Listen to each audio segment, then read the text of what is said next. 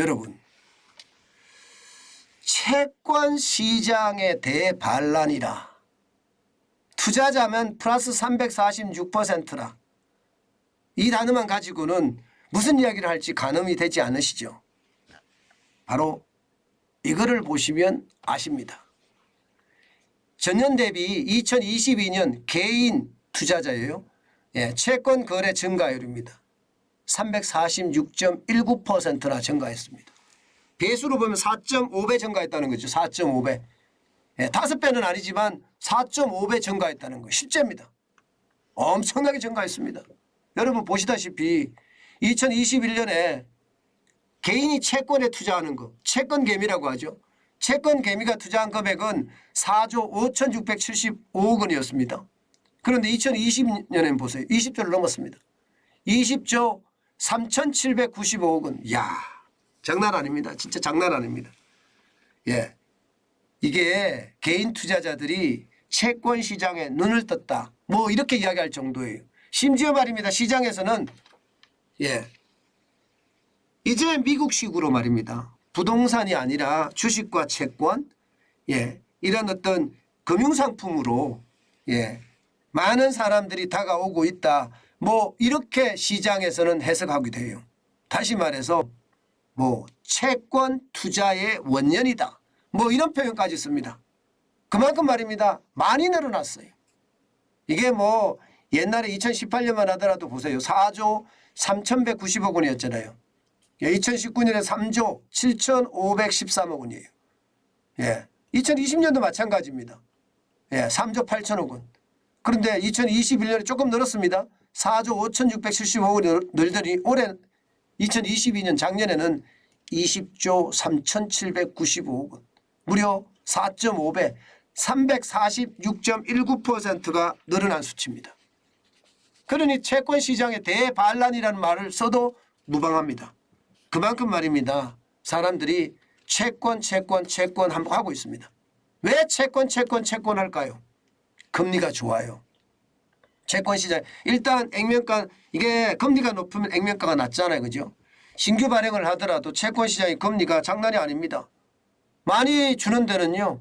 요즘 같은 경우 대기업 뭐 예를 들어서 SK다. 5%대예요. 5%. 그러면 대기업 중에 신용도가 좀 SK보다 못하다.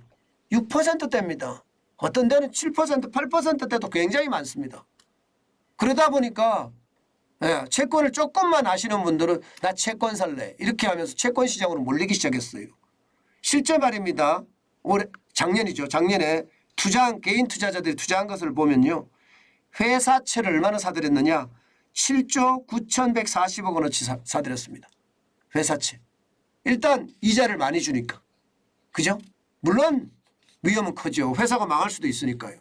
위험은 크지만 회사채 사겠다 이거예요. 회사채 사겠다. 채권 사겠다. 그래서 채권 시장에 들어가서 그렇게 많이 샀고요. 그 다음에 또 가장 불안한 게 뭘까요? 기타 금융채. 여전채라고 하는 거 있잖아요. 여전채. 카드사가 내는 카드채. 또 캐피탈사가 발행하는 여전채. 여기에 많이 투자를 합니다. 여기에 투자하는 것도 5조 7,732억 원입니다. 그 다음이 국채인데 국채 확 떨어집니다. 확 떨어집니다. 2조 9,391억 원. 그 다음이 특수채예요. 특수채라는 게 여러분도 알다시피 뭐 이게 공기업이잖아요. 공기업. 그죠? 공공기관. 여기는 1조 9,131억 원. 1조 9,130. 이게 제일 적습니다. 분명한 것은 회사만 괜찮으면 채권에도 다 투자할래. 회사만 괜찮으면 ABCP라고 이야기하는 자산 유동화 정권에 투자할래. 또 CP 시장이라고 하는 기업어음 시장에도 나는 들어가 볼래. 이렇게 이야기하는 사람들까지 많아졌다는 거예요. 채권 시장에 사람들이 늘어난다는 것은 점점 말입니다. 대한민국의 투자 패턴이 바뀌어가는 겁니다. 대한민국의 투자 패턴이. 우리가 대한민국의 투자 패턴은 뭐 전통적으로는 부동산입니다. 부동산 사서 돈 불리자. 그래서 복분이라는 말도 많잖아요. 그죠? 이게 기본이에요. 그리고 좀 시간이 지나서 이제 주식까지 시간이 왔지만 그 이후로 말입니다. 어디로 뻗고 싶어도 뻗을 데가 없었어. 일단 모르기도 하고. 그런데 올해 채권 시장에 20조가 들어오고 나서부터는 채권 시장도 이제 괜찮아졌어. 이제 채권 개미가 되기 시작했고 채권 시장도 옛날과 다른 어떤 모양새를 나타낼 거야. 뭐 이렇게 이야기하는 사람들도 많아지고 있는 겁니다. 그만큼 기준금리가 오르니까 아마 그렇다고 저는 보는데 실제 말입니다.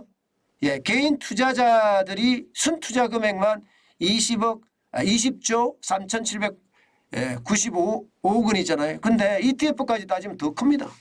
ETF도 보세요. 12월 14일 현재까지만 하던 ETF는 쉽게 말하면 펀드 매니저가 대신 투자해 주는 거예요. 내가 펀드에 가입을 하면 그 펀드를 운영하는 펀드 매니저가 대신 채권에 투자해 줍니다. 아무래도 전문가겠죠. 대신에 이제 수수료를 떼고 저한테 주겠죠. 아니면 나한테 얼마 준다 약정을 해 주겠죠. 그냥 약정을. 예를 들어서 그 약정 금액이 기존의 예금 금리보다 높죠. 그러니까 전부 다 이리 가는 거예요. 실제로 말입니다. 2022년에 보면 채권형 ETF 시장에 유입된 순자산 규모만 하더라도 18조 8,864억. 2021년에 대비해 보면 2017년에 대비해 보면 이거 시장 장난 아니죠. 그죠? 마찬가지로 이게 증가한 금액만 하더라도 보세요. 작년 대비해서 9조 4,929억 원이 늘었습니다. 작년 대비. 이렇게 는다는 것은 채권 시장이 지금 그만큼 말입니다. 많은 사람들에게 새로운 투자 시장으로 급부상했다. 뭐 이렇게 얘기할 수가 있겠죠. 실제입니다. 실제 이런 일이 많이 일어나고요. 여러분들도 제가 채권에 대한 이야기를 많이 말씀을 드렸는데 많이 관심을 가지는 것도 지금 방법이다 이렇게 생각합니다. 그만큼 말입니다. 채권의 수수료, 금리가 큽니다. 금리가 크기 때문에 많은 분들이 채권 개미라는 말을 만들어냈을 정도로 채권 투자의 원년이 작년이다 이렇게 이야기할 정도로 채권의 관심사 굉장히 많습니다. 올해는 어떻게 될까요? 올해도 마찬가지일 거예요. 올해도 말입니다. 채권 시장의 위기는 지금도 계속되고 있다고 봐야 됩니다. 채권 시장의 위기가 끝난 게 아니다. 위기는 계속되고 있다. 또 언제 채권 시장의 위기가 엄청나게 흔들릴지 모른다. 뭐 이 생각은 어느 누구나 하고 있는 생각 중에 하나입니다. 그렇게 되면 여러분 시장의 위기감은 커질지는 모르겠지만 금리는 올라갑니다. 게다가 기준금리까지 올라갑니다. 그러면 우량 기업 채권을 사들이는 것도 방법 중에 굉장히 좋은 방법이겠죠. 채권에 대한 관심 이게 돈이 어느 정도 있으면요. 반드시 포트폴리오를 만들어서 채권 시장에 대한 관심도 가져볼 만합니다. 그게 굉장히 저는 중요한 요소다 이렇게 생각합니다.